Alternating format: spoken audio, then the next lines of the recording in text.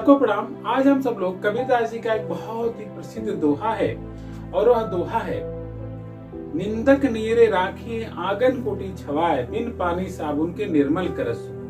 स्वभाव माने हमारा स्वभाव।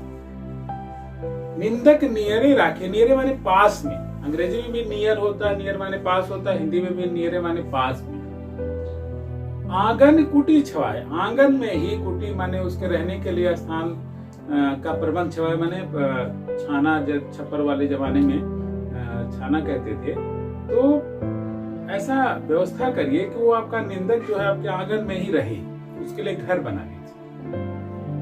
बिन पानी साबुन, अब साबुन लगाना पड़ता है ना गंदगी धोने के लिए, तो कबीरदास के बिना साबुन और पानी के ही निर्मल करत स्वभाव, आपके स्वभाव को स्वच्छ, निर्मल माने स्वच्छ करता है। कौन करता है? निंदक। जो हमारी निंदा करता है वो एक प्रकार से हमारे सुधारने का मार्ग प्रशस्त करता है।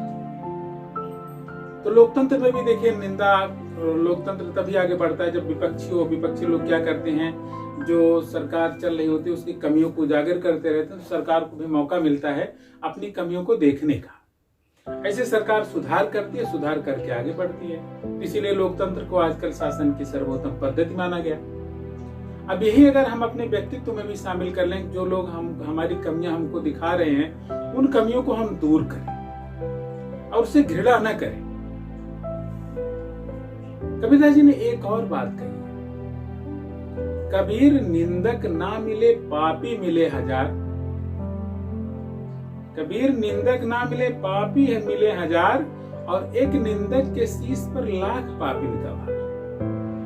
जो लोग अनावश्यक निंदा करते रहते हैं उनके ऊपर क्या होता है, जो पाप करता है उसका भी भार पड़ जाता है। तो कबीरदास जी ने कितनी बड़ी बात कह दी है कि हम अगर दूसरों की निंदा करते हैं और उसका कोई प्रयोजन नहीं है, केवल निंदा के लिए निंदा किया जाता है, तो हमारे स्वभाव को खराब करता है।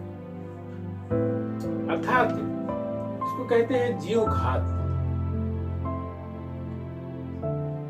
हमें दूसरों का अनावश्यक निंदा नहीं करनी चाहिए। हर व्यक्ति का कर्म उसके साथ है और उसका कर्म कभी उसका पीछा नहीं छोड़ता। हम लोग चाहे रात में कोई पाप करें, चाहे दिन में करें, कितने भी चतुराई से करें, लेकिन वो पाप हमारे साथ लगा ही रहता है। अनावश्यक जो लोग झूठ बोलते हैं, उनका झूठ भी उनके साथ लग जाता है। तो सृष्टि में कर्म का विधान बहुत विचित्र है, और इस कर्म के विधान को बहुत सारे लोग इसलिए नहीं मानते क्योंकि देखते हैं कि बहुत सारे लोग, पापी लोग भी अच्छा रहते हैं, लेकिन अगर उन्होंने पिछले जन्म में अच्छे कर्म किए हैं और इस जन्म में खराब करना शुरू किए हैं, तो क्या होगा? वो बैलेंस करते करते कुछ समय बाद लगता है, लेकिन उसकी दुर्गति उनको जरूर होती है। तो इस प्रकार से निंदा न करके हमें किसी के स्वभाव की अच्छाइयों को देखने का प्रयास करना चाहिए और अच्छाइयों की चर्चा करनी चाहिए। अगर ऐसा करते हैं तो उसकी अच्छाई देखने के कारण हमारे स्वभाव में भी अच्छाई का गुण प्रकट होता है और हम लाभ में रहते हैं।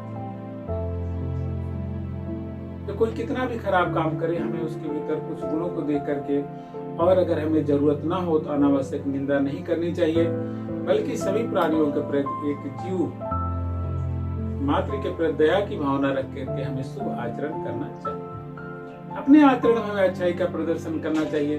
दूसरा कितना भी खराब हो उसकी ज्यादा चिंता नहीं करनी चाहिए। तो इसी के साथ हम अपनी वाणी को विराम देते हैं। कबीरदास जी ने जो कहा है बिल्कुल ही सत्य है। कबीर निंदक नीरे राखी आंगन कुटी छवाए, बिन पानी साबुन के निर्मल करस। सबको